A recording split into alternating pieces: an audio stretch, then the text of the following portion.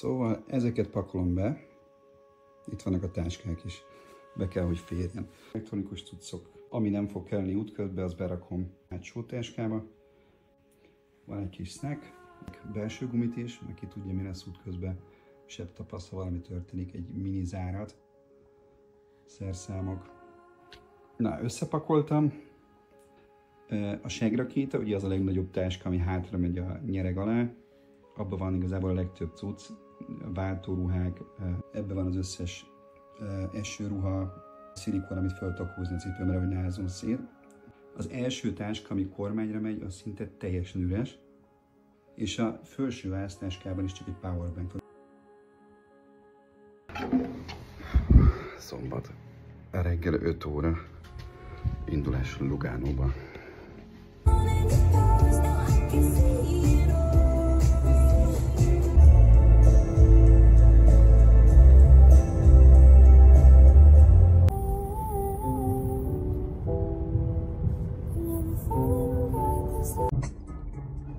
Szóval ideértem Lugánóba, kb. 2,5 óra az út, úgyhogy nem lakok el messze.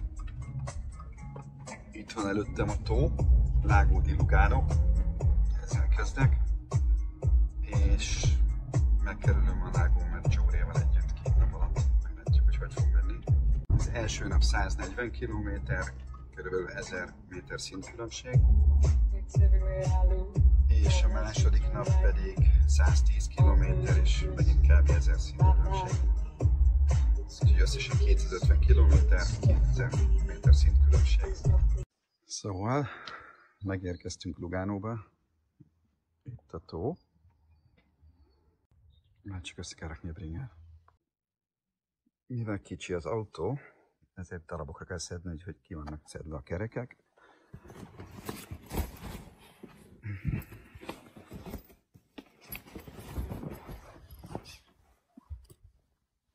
És a bringa.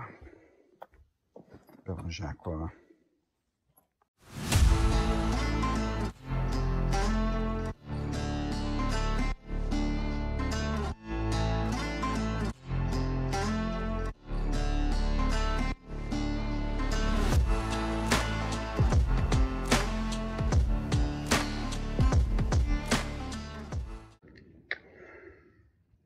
Szóval készen állok az indulásra.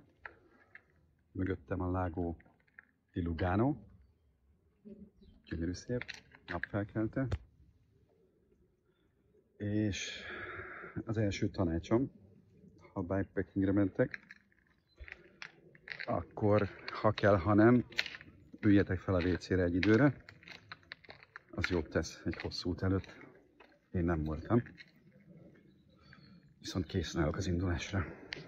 Bringa felkészült, így néz ki. Fönt van rajta az első táska, 2 kulacs, vásztáskák és segrakéta. Az összes táskám C-fal. Azért választottam ezt, mert ez volt a legjobb árban, és tök jó minőség. Előre minden oké velük. Úgyhogy megnézzük, milyen lesz 2 nap után, és 250 km után. Indulás.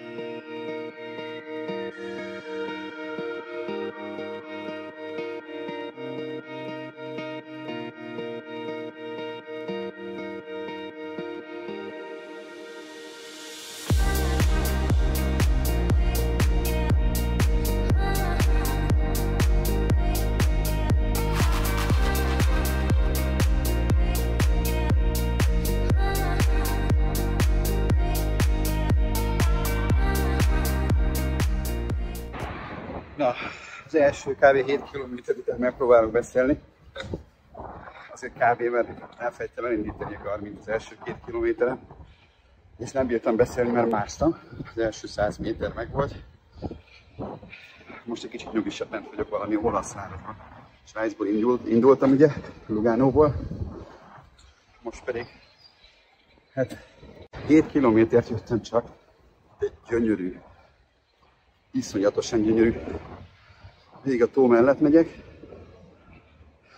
Bácsi nem jön nekem. Szóval itt van mellettem a tó, nem tudom, a kocsik miatt, parkolók miatt. de az egész város gyönyörű. És akkor megpróbálok beszélni, elmondom, hogy milyennek az egész túrának a lényege, meg hogy jött spontán. Kitaláltam, hogy el kéne menni egy bikepackingre, még soha nem csináltam.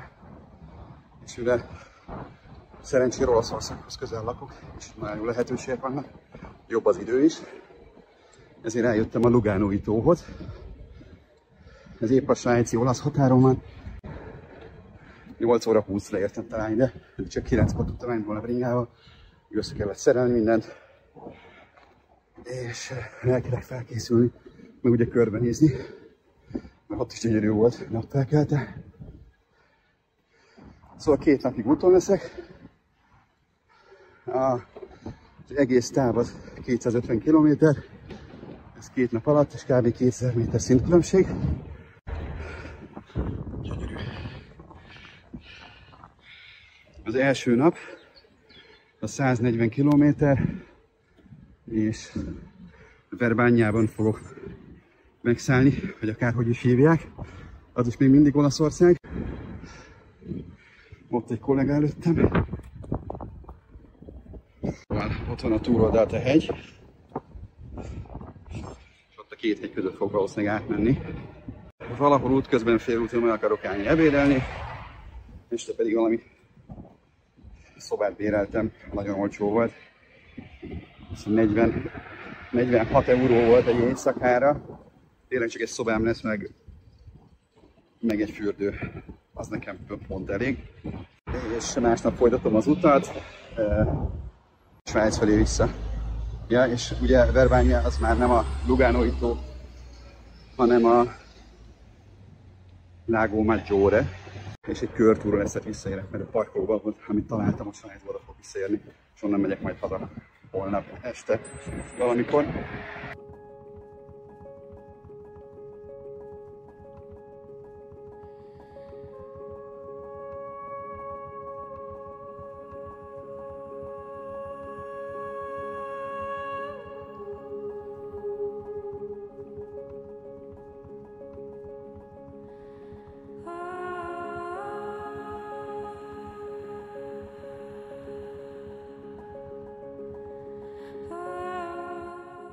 Szóval itt van a tónak a vége, elindulok visszafelé, abba az irányba.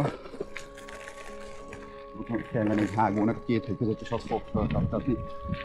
Tudom, mennyi lehet méterről szúrni, 6-200 méter szintkülönbség, majd kiderül. Az a legnagyobb emelkedő, kíváncsi vagyok rá.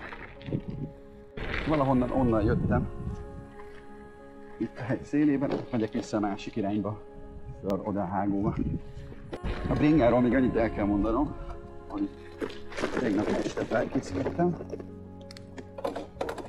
A felkészítés annyit jelent, hogy átnéztem a váltót, jól van beállítva, megnéztem a kerekeket, felfújtam, és már kivettem a kereket, ugye szét kellett szedni, beférni a kocsiba. Megnéztem a fékbetétet, és észrevettem, hogy a hátsó fékbetételmen körülbelül fél milliméter maradt. Utána már fém a fémen. Úgyhogy úgy döntöttem, hogy mivel a hátsót használom a legtöbbet, és az első az kb. Félig van elkopva, kicseréltem az elsőt a hátsóra. Amíg be nem kopik rendesen a fékbetét, addig olyan hangja van a bringának, mint egy flexnek. Remélem az hamar meg lesz, és ahogy megvolt a túra, szerintem simán kibírja. Így az elsőben rossz fékkel. Lecserélem mind az első, meg a hátsó fékbetétet is, valószínűleg filléres dolog. Viszont nem álltam a féket. Úgy látom, hogy itt valami hidat kell keresni. Na, jelentkezek majd az emelkedőtől.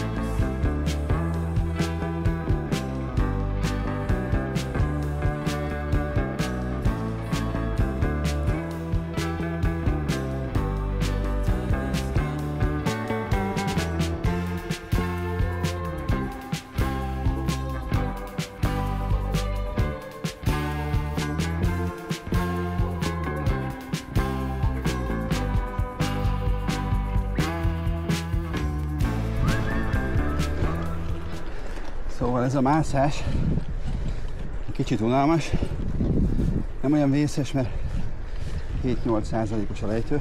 A kilátás, szóval inkább a fákat látom meg az utat.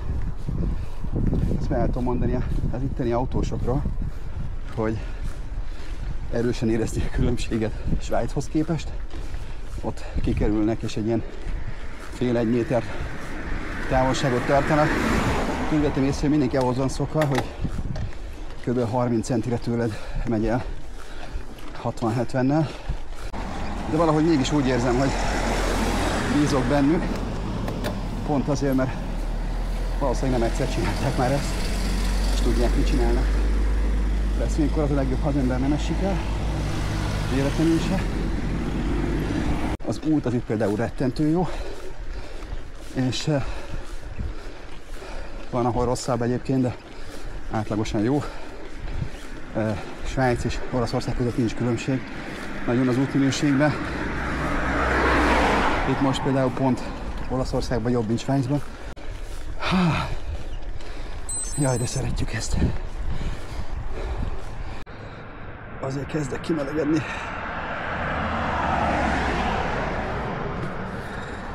Itt 19 fok lesz ma. Eső csak este lehet. Szeretnék este 6 előtt odaérni. Úgyhogy holnap napos lesz, ma felhős, de igazából így a mászós napnak ez nem is baj. Amit fölnézek itt a hegy tetejére, ott látom, hogy a fákat süti a nap. És milyen jó, hogy van helye az első táskámon, mert ez be is fér akkor. El is rakom.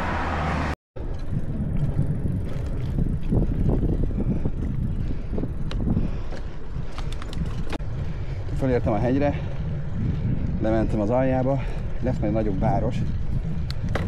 Ott szeretnék majd ebédelni. Szerintem megeszek egy jó olasz pizzát. Tudom, hogy sokan azt mondják, hogy hülyeségtel ez a bálj meg az embernek egy hosszú úton, de engem nem érdekel. Rohadtul el tudok enni egy jó kis olasz pizzát.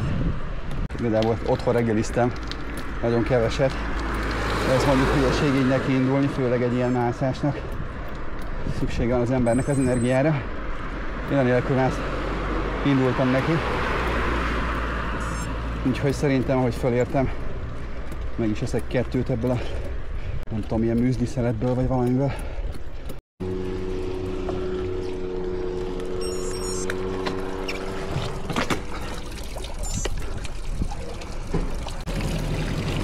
Aha. Ez egy jó hely lesz arra, hogy megegyek valamit, hogy újra töltsem a kulacsot.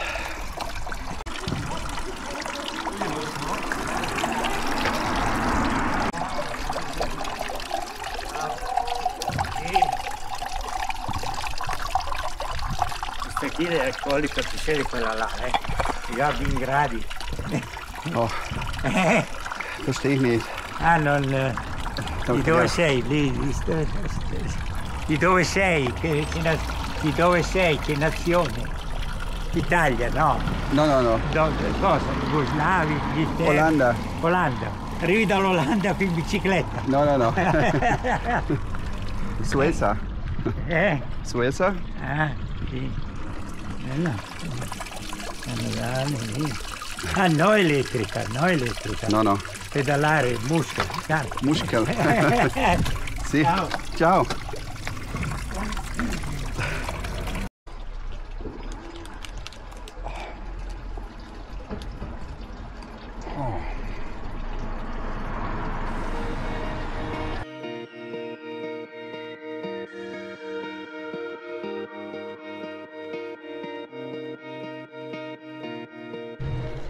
Na, az van, hogy 10 méter emelkedő van hátra, lassan vége van. Utána meg jön a lejtmenet. Na, milyen alpesi táj van itt. Egyébként jó magas lehet ez a hegy. Amúgy a GPS elég rosszul működik. Csomószor mutatja, hogy balra kell menni, ahol semmiféle út nincsen, fölfelé a szakadékon. És ahogy van egy kanyar, ahol nem ártana tudni, merre kell menni, semmi info nem jön. Úgyhogy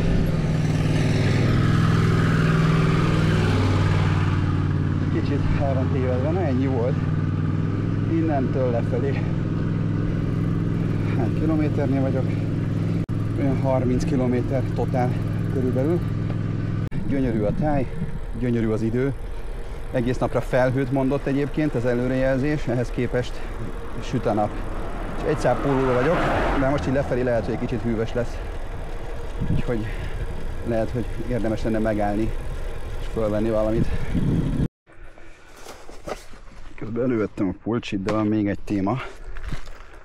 Az pedig a pisi.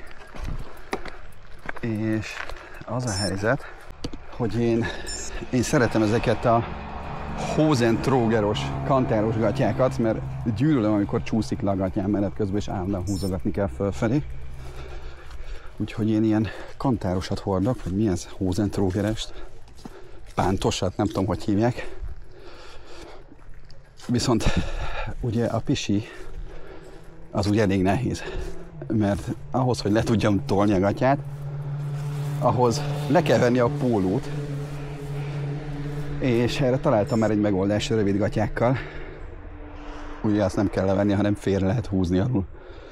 Az egy megoldás, a legegyszerűbb, viszont ugye most hosszú van rajtam, annál ez nem fog működni. Úgyhogy szenvedés lesz.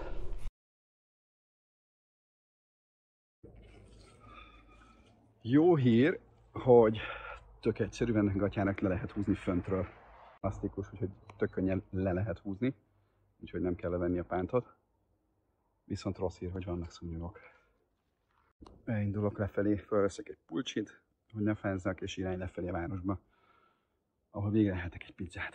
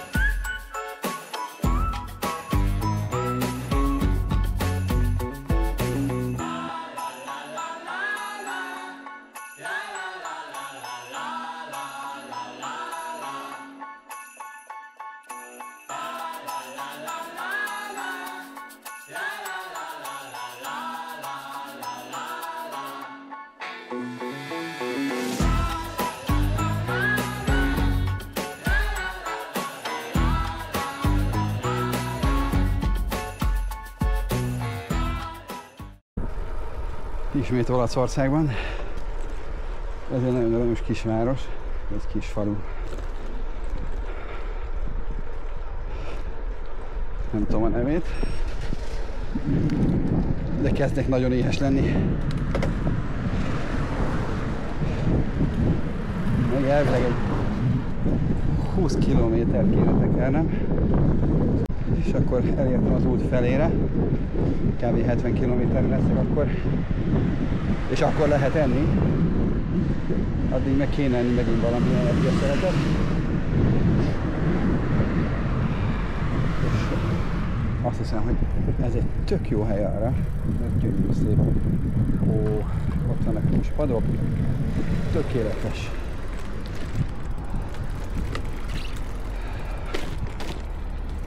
Ó, gyönyörű. Be van borulva, ott hátul meg gyönyörű szép napsütés.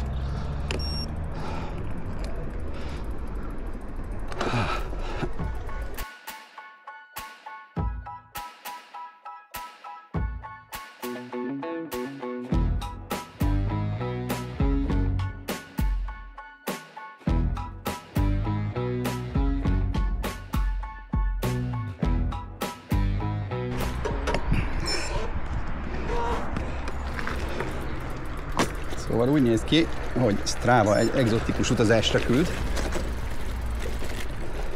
Nagyon kíváncsi vagyok, hogy mi fog ebből kisülni.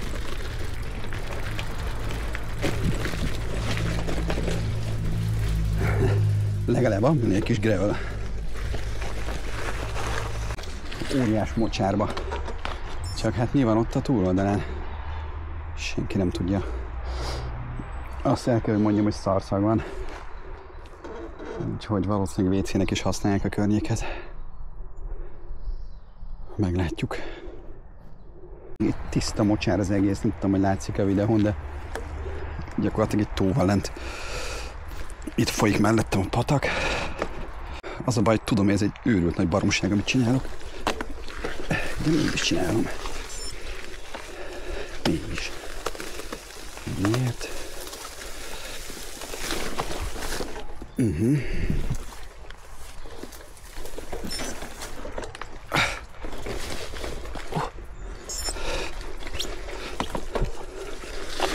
Remélem, hogy csak ennyi volt. Nem tudom, hol fog tudni, valami mezőre, vagy mi a szar? Hát...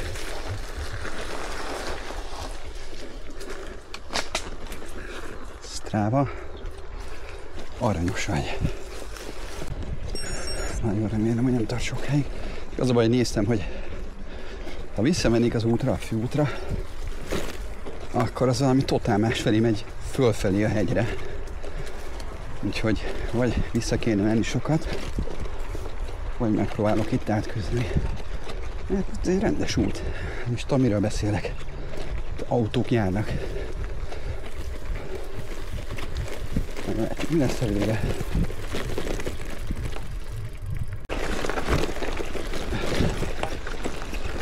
Aha.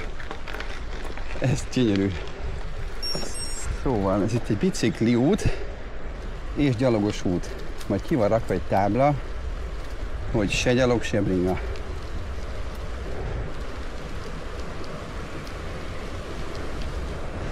Ja, hogy itt az út vége. Nagyon szép. Gyönyörű. Oké. De ezt nem bántam meg.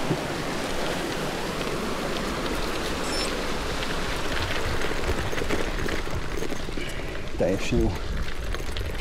Hopp, nehogy elszólja magam. Itt a dagonya.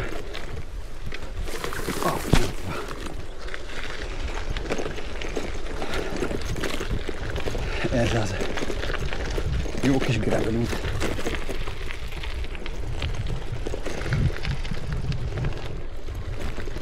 Még kb. Jó úton is vagyok. Így néz ki a GPS szerint.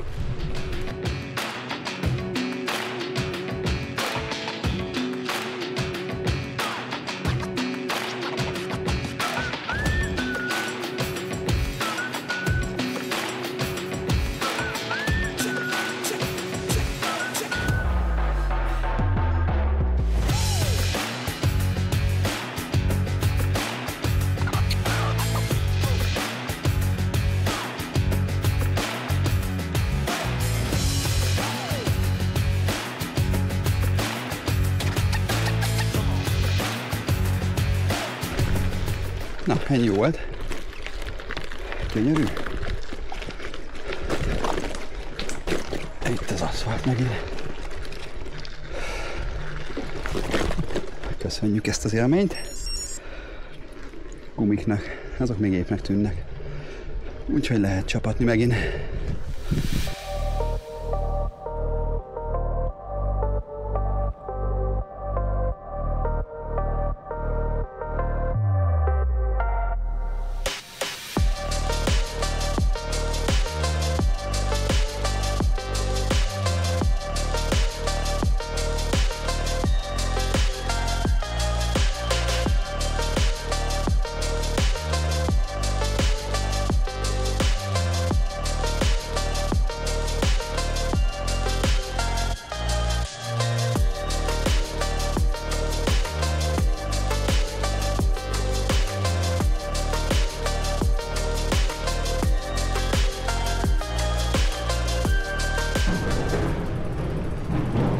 Én azt hiszem, hogy ez Varéza. vagy akárhogy is mondják ki. Ez az a város, ahol akartam menni, úgyhogy most itt meg fogok állni. Van főtér, le tudom rakni a bringát ott, ahol látom. És eszek egy jó pizzát.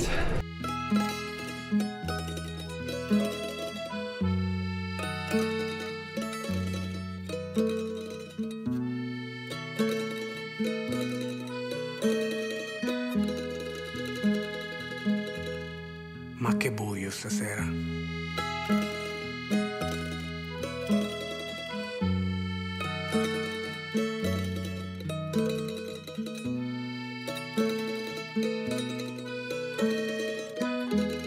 E già da un po' sono in strada con il capo all'insù a guardare verso il cielo. Na, meg volt az ebéd, irány tovább. Közben volt megint egy tök jó elterelés. A Strava be akart vinni most éppen egy dzsumbujba, szakadékba. Mondta, oda nem megyek le. Úgyhogy találtam végül egy másik utat, térképen kellett keresni. Az lényeg, hogy le kéne ereszkednem ez a Varézi tóhoz. Megyek innen a főútról.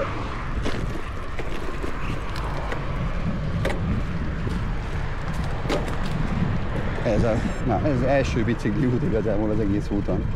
Nem szeretek az autók között menni. Remélem ez most lesz is egy darabon.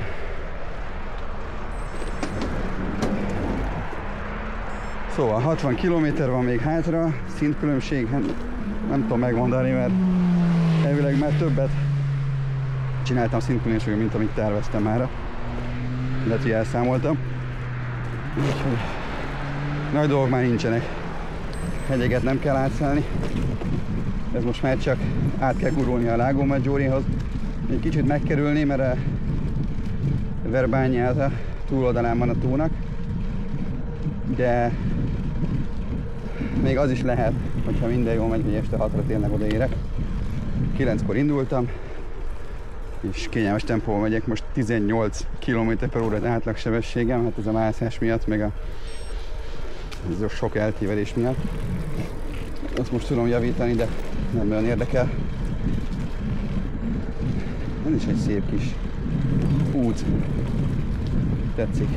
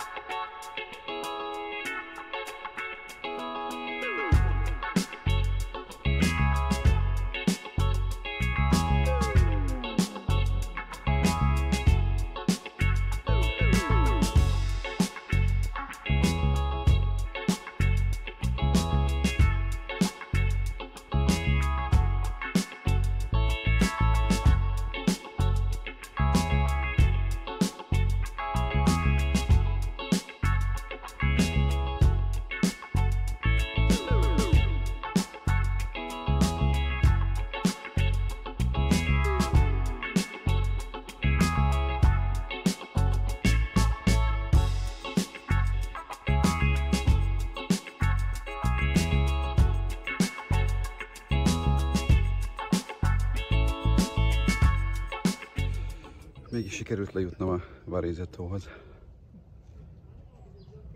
Aranyos.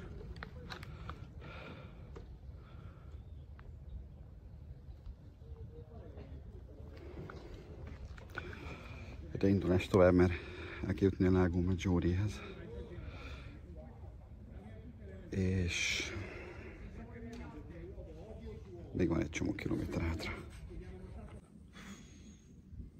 Szóval a Strava azt mondta, hogy erre jó lesz. Síri csend. Amúgy tényleg jó. De hogy nem egy zsákutcá, azt meg nem tudom. És szerintem már jöttem, hogy 100 métert lefelé, szintkülönbségbe. Nem szeretnék visszamászni. Meglátjuk, mi lesz belőle. Én tudtam, hogy bízzatok benne. Kivitt egy főútra, és egyből visszavitt a Susnyásba. Ide. eddig jó volt, úgyhogy megyek tovább. Hajrá!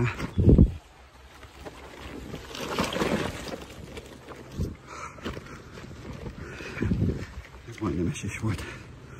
Kell berakom a videót.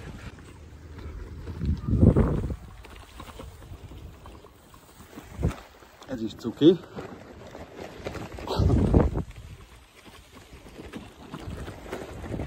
Egy kicsit belassít, de egy biztos, ez nem unalmas.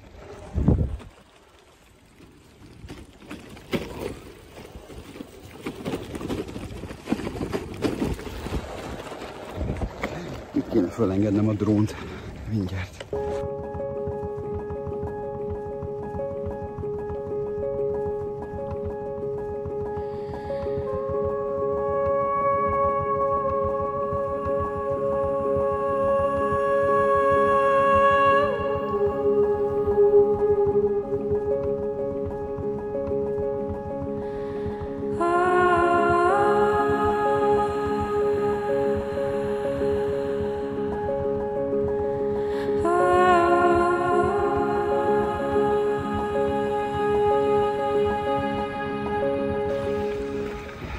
Strava ismét beküldött az erdőbe, úgyhogy gondoltam, akkor felküldöm drónit, ott jön mögöttem, csinálj egy kis képet.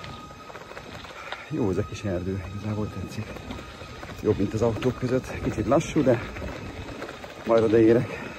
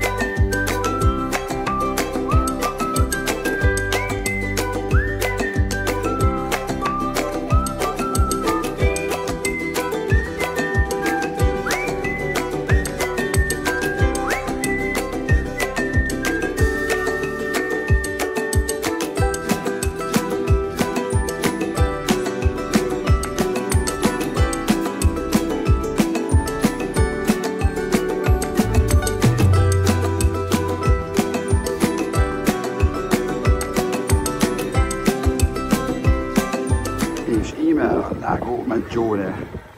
Csak ide értem. Júj. Fölöltözet. Szóval közben az meg a másik, hogy szerintem az első fékbetétem az teljesen szétkapott. Legalábbis úgy hallatszik. És bicikliboltot nem láttam sehol. De elértem a Lago Maggiore-t. Ezt kéne körbe tekerni, ma a felét, holnap a többit, aztán vissza az autóhoz. A szállásom az valahol a tó túloldalán van, messze. Olyan 40-50 kilométerre. Úgyhogy gyerünk, a tekerés. Erre nem számítottam. Szombat este fél 6-kor biciklibolt nyitva. Úgyhogy oda mentem, megkérdeztem, van-e fékbetétjük. Olyan, ami kell, azt mondták, hogy Shimano nincsen. Viszont volt valami más márka, ugyanolyan. És nem fémes, hanem a másik fajta. Nem értek hozzá, de ezt tudom, hogy van többféle anyagból. Viszont egy spéci hűtőbordásot kaptam, ami Shimano volt. Úgyhogy azt be fogom rakni hátra, és a hátsót meg visszarakom előre. De most nem fog neki állni, úgyhogy ez egy esti program lesz arra is.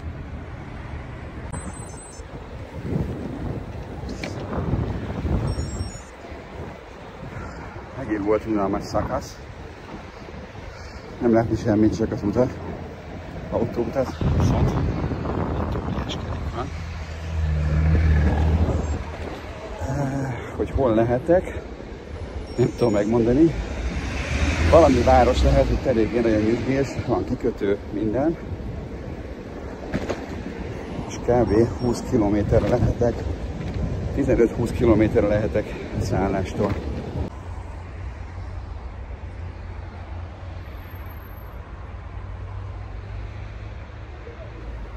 Totál random.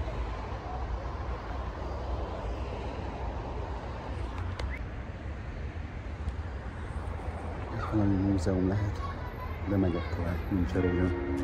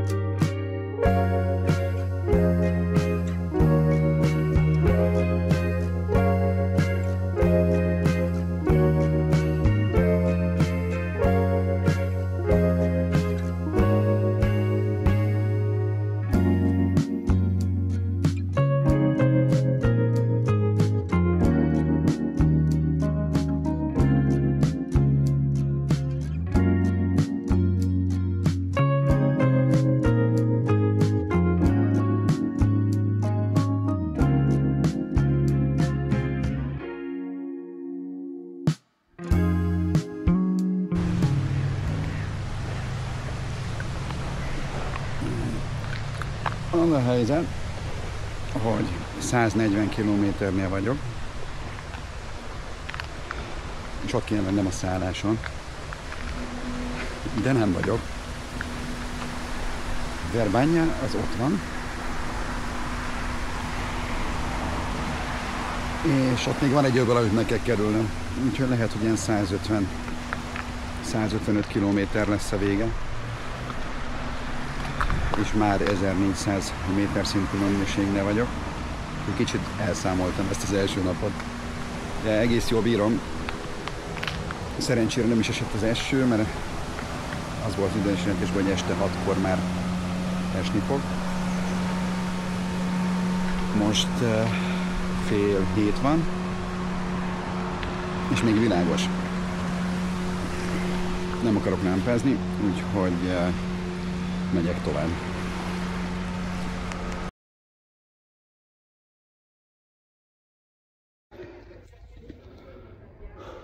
Amikor minden jó volt, de kezd rohadtul eleget lenni az egészből. Itt van szállás valahol. 7:30 elmúlt. 160 kilométer, kicsit több, 1500 méter szintkülönbség, és még nem vagyok ott a szálláson.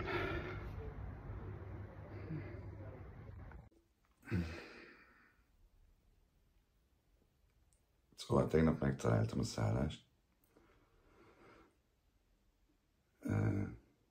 Még egy 10 kilométert kellett tekerni, hogy szerezzek egy pizzát, de megvolt. És én este 10-kor feküdtem le, azonnal aludtam. Most reggel 8 óra van, több mint 9 órát aludtam. Tudtam volna még aludni. És el kéne készülni, folytatni az utat. Reggeliről lemaradtam, volt itt egy szetni, hogy rendeljem meg este 10-ig, de nem olvastam el. És most minden zárva lent, úgyhogy nincs reggeli. Valahol meg kell állnom útközben egy teraszon, vagy valahol kajálni itt a városban. Egy nagyon pici szobát béreltem, kb. Ágy van. A bring az persze itt van a szobában, meg egy fürdő. Ennyi az egész. De igazából bőven elég. Azt nem is tudom, mit csináltam volna, ha nincsen zuhanyzó. Szóval gondolkoztam azon, hogy kéne sátras túrát is csinálni, de azt nem tudom, hogy kempingbe, vagy nem tudom, az úgy elég gáz, hogyha az ember több napot utazik, sátrazik és nem tud zuhanyozni. Úgyhogy a sátrazást egyelőre kihagyom. Szóval el kéne készülnöm, és folytatni az utat. Egyébként tegnapi út összesen 170 km lett, 140 helyett, és 1000 méter szintkülönbség helyett 1500. Úgyhogy valamit nagyon benéztem. Viszont a jó hír, hogy mára csak 100 km maradt, és 500 méter szintkülönbség kb. Ez nem olyan sok. Úgyhogy a mai nap az egy kicsit lazább lesz. Amit elfelejtettem, az a fékbetétcsere. Ugye tegnap vettem fékbetétet, azt is ki kéne cserélni. Ki is cseréltem. Úgyhogy az első fékbetét az most ilyen hűtőbordás. Hátra akartam berakni, de nem akartam most elszenvedni, hátulról kiszedni, előre visszarakni. Úgyhogy erről lesz, aztán majd otthon lecserélem a hátsót is ugyanilyenre. Egyébként így néz ki. Még van rajta azért valami, de én már nem bízok. Szóval ez kuka. Hát tovább készülődni. Második nap. Készen állok az utazásra. Itt volt a szállás. Nagyon szép kis sikátoros olaszos rész.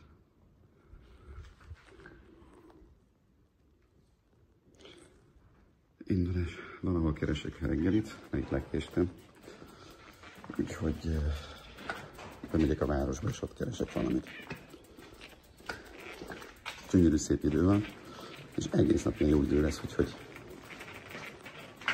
már alig várom, hogy elindulhassak.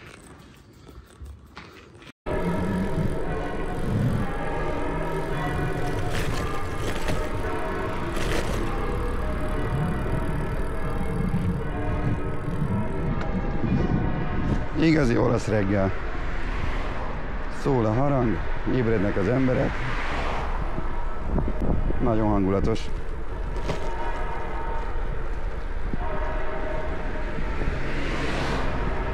Közben azt hiszem, hogy lassan odaérek a tóhoz. A Lago Maggiore. Legalábbis egyre közelebb vagyok a központhoz. Nem nézem a térképet, csak elindultam lefelé, úgy gondoltam, hogy jó lesz. Aha, ott van. Na itt kéne keresni egy helyet. Szép kilátással és megreggelizni. Utána lehet igazából folytatni az utat. Hú, de szép napunk lesz. Alig várom.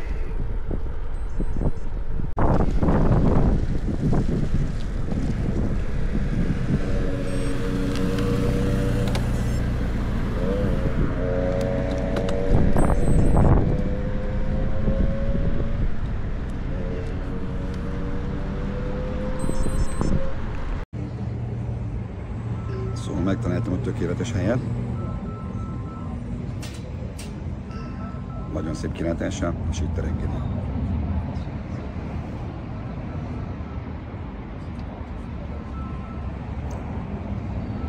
Úgyhogy, ahogy feltankoltam, újult erővel indulok neki megint.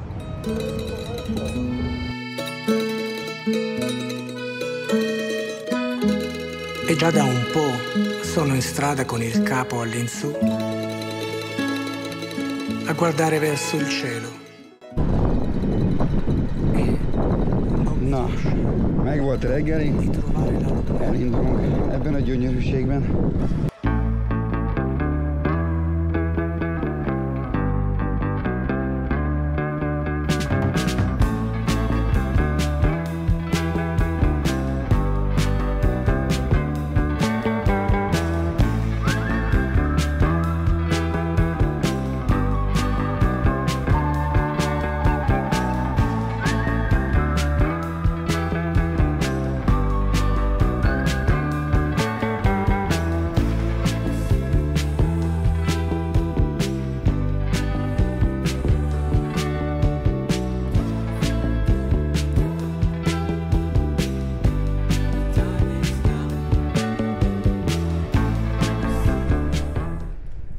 Hát nem gyönyörű.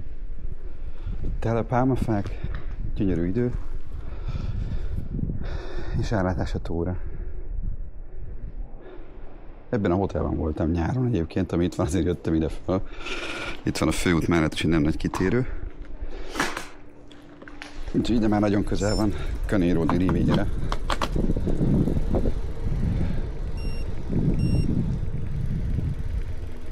Úgyhogy toljuk meg. Vagy csinálok egy szép videót.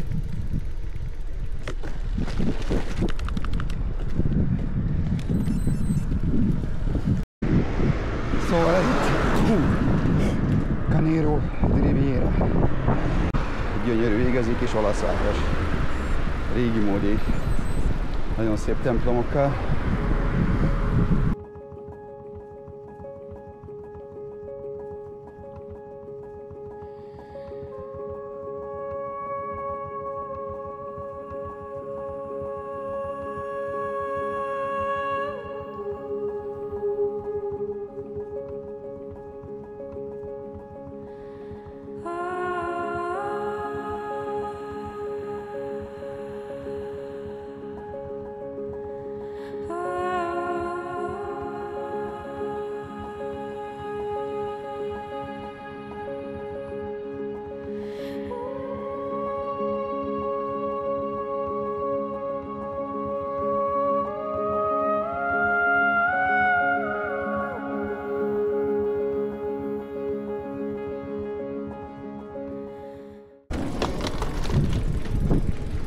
És nem csak azért jöttem ide, mert ez egy gyönyörű szép rész, hanem azért, mert itt van egy fagyizó.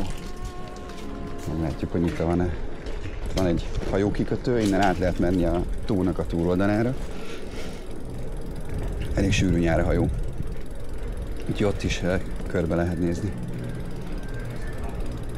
Na, hát a fagyizó az zárva. De azért nézzük meg, milyen szép itt. Gyönyörű.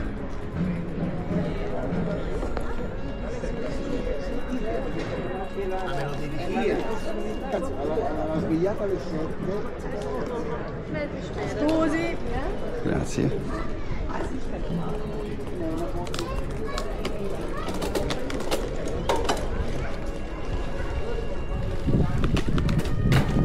És akkor vissza az útra.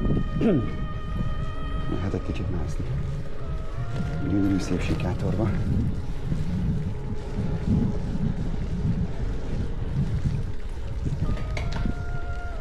Ezt egyébként 10%-osnak mondja. Igen, 4 alakul.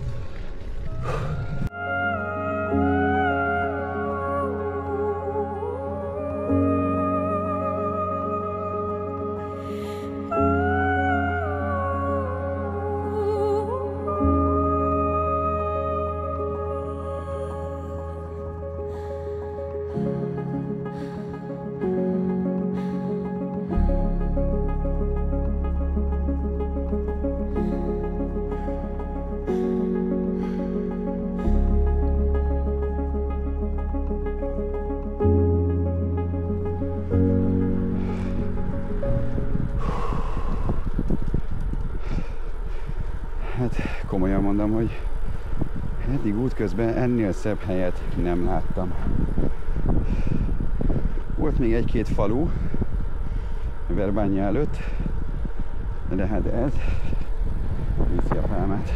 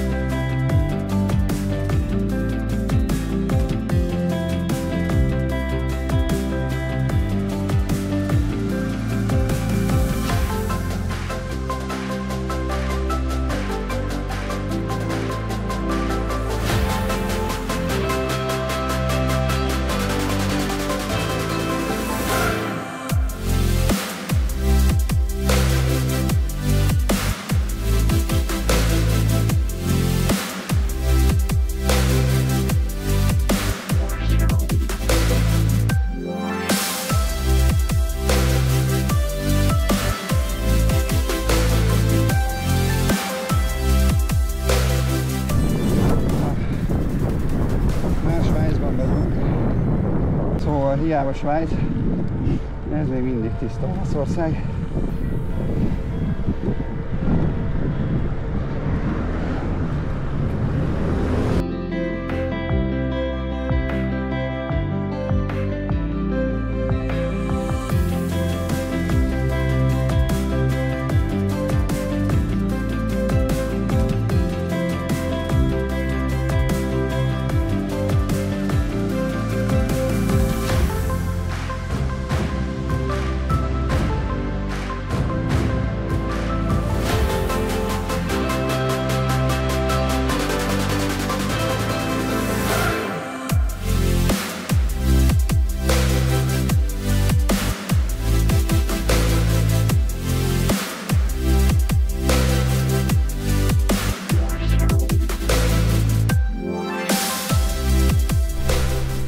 Kb. 60 km van hátra a mai napból, és fél egy sincs. Ugye ez a mai, ez valószínűleg lazábban megy, mint a tegnapi szenvedés.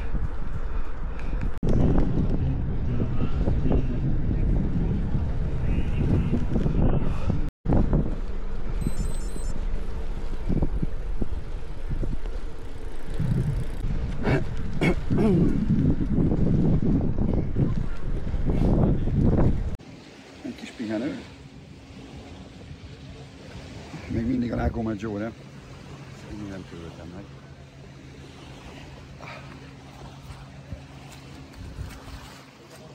Ja. Arra jöttem. És azt hiszem, hogy annyira meleg van, hogy egy kicsit át kell vedlenem.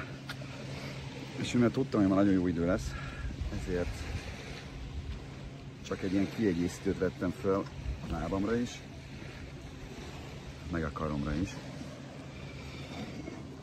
Úgyhogy ezt most levesszük.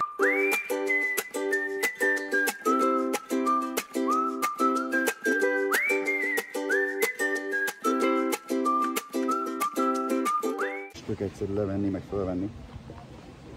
Úgyhogy ilyen változékony idő lesz, tök jó. Ennyi az egész. Ezt meg szépen berakom a táskába, és lehet menni tovább. Úgyhogy felkészültem a nyárias húzóra. Gyönyörű itt.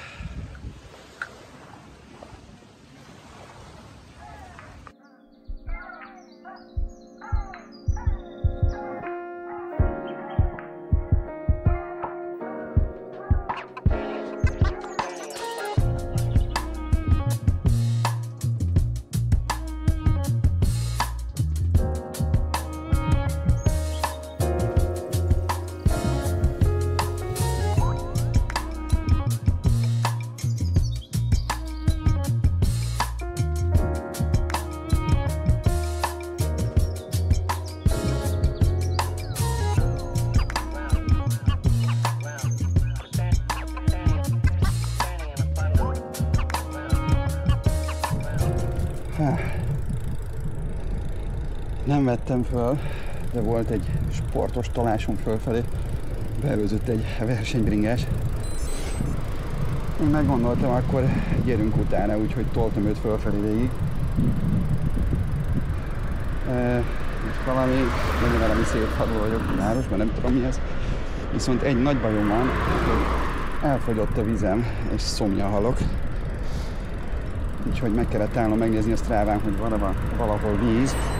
És nem nagyon láttam eddig, de most azt mondta a Strava, hogy valahol itt lesz egy kút. Úgyhogy meg kéne nézni. Elvileg az út szélén lesz. Ez a baj, eddig még nem látom. Aha! Majdnem elhagytuk. Ott van egy zöld kút a túloldalt. Úgyhogy lehet tölteni kulacsokat. Végre. A kollégát megvárjuk. Haj! Reméljük van benne víz. Miért ne lenne?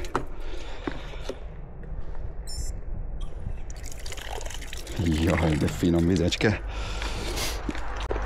Ez kellett nekünk. Egyébként a fake betétek nagyon jók. Semmi hangja nincsen. Jól fékez. Úgyhogy minden oké.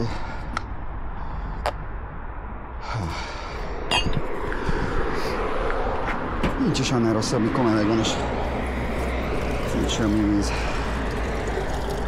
Hú.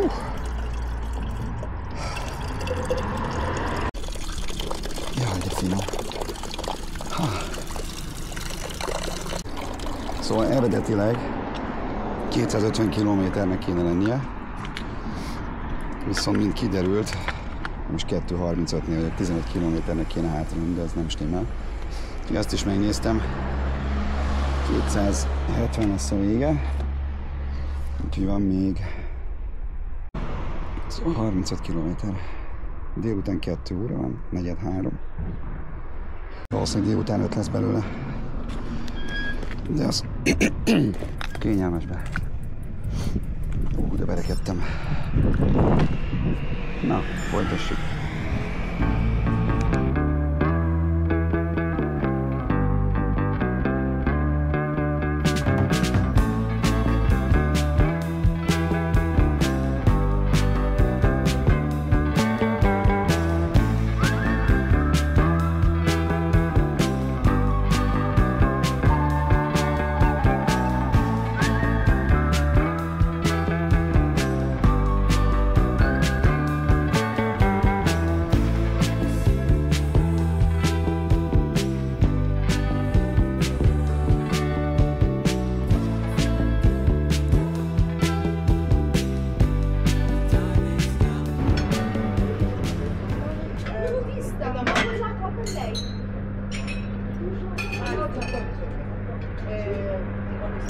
Azt hiszem, jön a pizzán.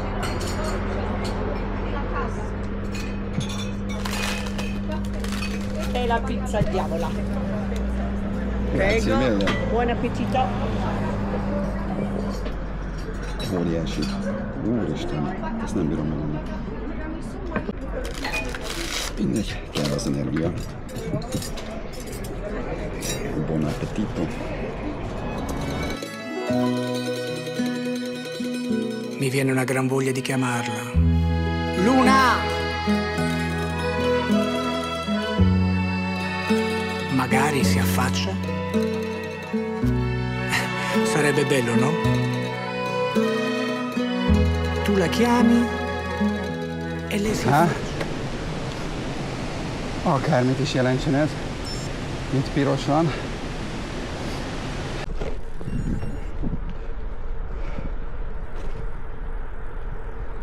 Na, én azt hiszem az utolsó határátlépés Olaszországból vissza Svájcba. Aztán meglátjuk, hogy igazán volt-e. Ilyen egyébként összes határ, ilyen kis pici. Van, hogy van ellenőrzés, de bringásokkal nem nagyon foglalkoznak. Hagyják őket menni. Ez a svájci oldal. Semmi. Nincs itt senki. Na, szóval átjöttünk Svájcba. Ismét. Most már itt is maradunk. És ilyen 18 km és az vagyok a parkolónál. Szóval megyünk tovább a völgyben.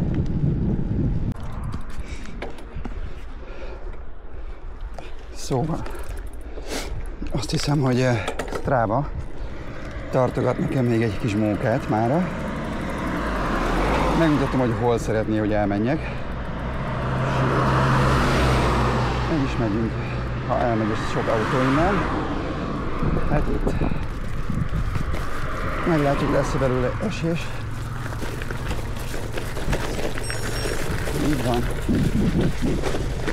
Ez a bicikli. Hát ha gravel, akkor legyen gravel. Aha.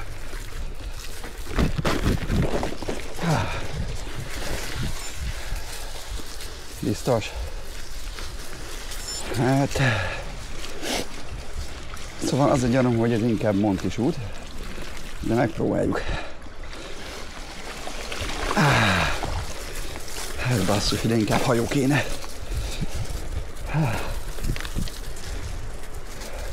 Fogalmam sincs, hogy hová is miért visz. De tetszik. Mintha valami kemping lenne mellettem.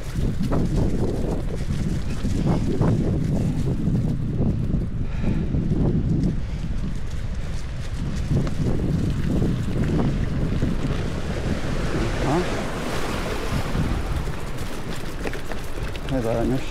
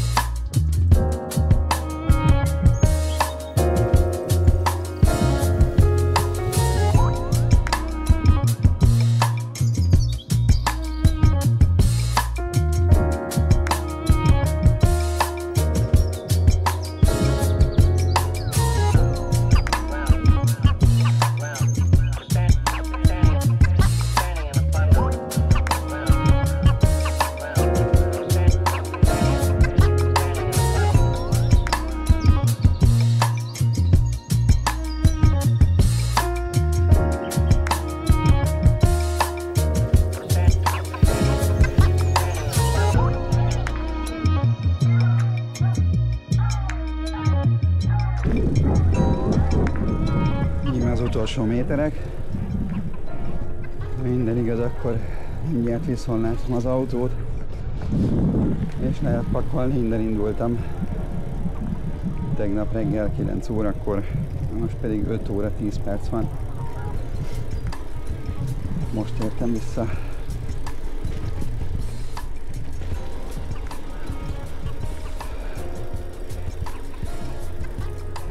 Szép kis túra volt.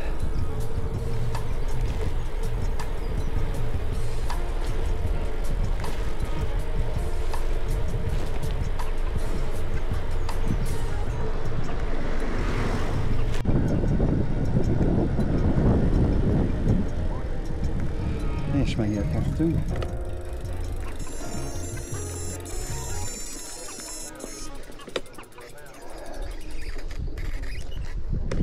Csináltuk. Itt vagyunk. Uramisten. Szóval visszaértem a kocsihoz. Ennyi lett a bringából. Mert csak be kell passzírozni valahogy a kis kocsiba. És nézzük meg, hogy hogy néz ki most a hegy. Ezzel nem is csináltam egy videót róla. Úgy gyönyörű napsütés.